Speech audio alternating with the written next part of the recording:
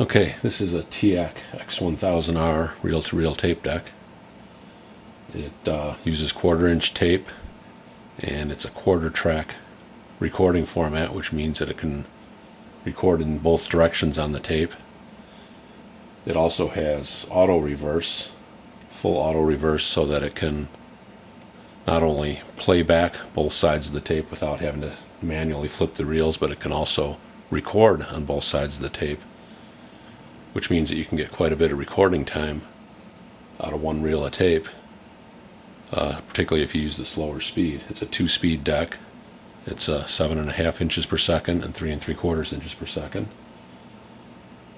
It has a dual capstan system where it actually has 2 capstans and 2 pinch rollers to control the tension of the tape across the tape heads. It has a digital timer here that counts the position on the tape in real time, and it also compensates for, depending on if you shift the speed to the slower or faster speed, it'll show the correct time for whichever speed you're operating the deck at.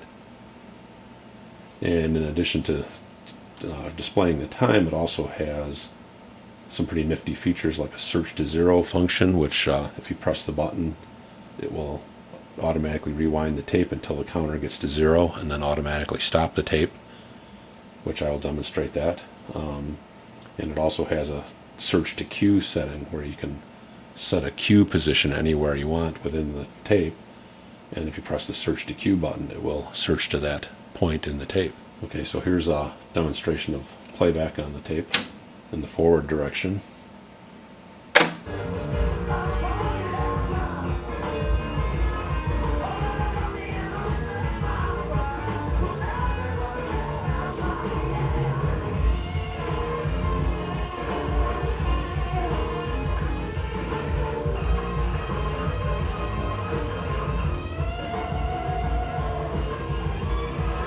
This has the logic controls in here, so you can, while the tape is playing, for example, you can press fast forward and it automatically shifts without having to press stop first. Or same thing, like if I press play again now, it will wait until the reels come to a halt before it starts to play again, which definitely protects your tape from getting damaged if you accidentally hit the play button or something while it's fast forwarding. I'll demonstrate here the search to cue function.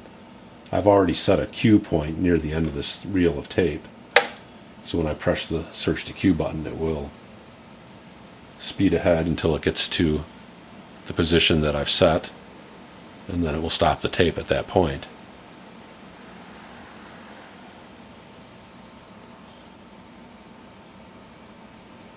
You can see it slows down the tape before it gets to the point that it needs to stop at, and then it stops. If I go past that position and I press the search to cue button again, now it will rewind the tape back to that position, so it has the logic to know if you're past the point that you want it to go to, then it will do the right thing. I'm going to just spin this ahead a little bit towards the end of the tape here so I can show you the automatic reverse function. Is the metal foil strip on the tape here. To see if I can zoom in and get a close-up on that. You can see that little bit of metallic foil stuck on the back of the tape there. That metallic foil, when it goes over the roller here with the little post sticking out there, it completes an electrical circuit that indicates that the end of the tape is reached, and that causes the tape to automatically reverse. So the tape is playing along, and when that piece of metal foil reaches the contact here, it automatically reverses the tape.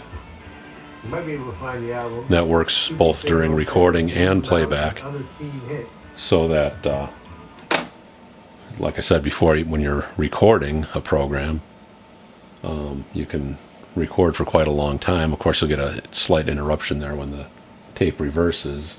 As you just heard, in this program on here is recorded off the radio. I'll play it one more time. 3 hits. at least in my house, and we started the set with another one. His theme song, Do the Mouse. 19...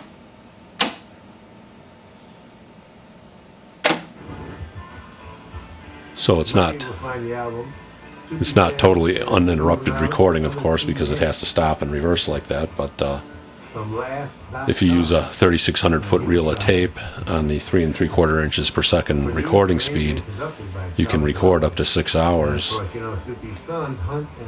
which is, quite a nice amount of time to record for. Soupy continues to be our leader.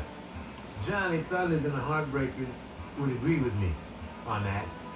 Born to Lose from LAMF.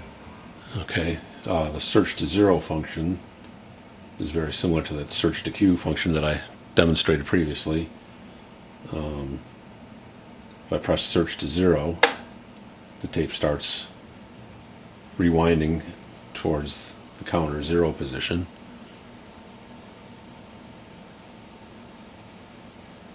And when it reaches close to the 0 position, the tape will slow down and come to a halt.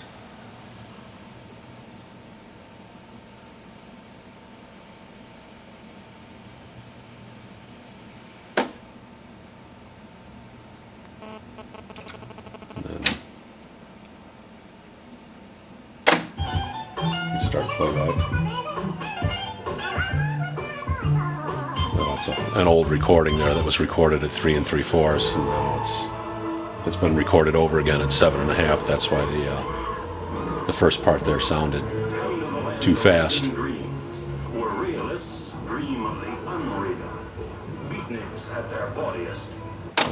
Some nice things you can do with this, like for example, if you wanted to press the search to zero button to rewind the tape to the beginning and then have it start playing right away. If you press search to zero and then press play, the tape rewinds. When it reaches the beginning, it just starts playing automatically. It remembers what to do.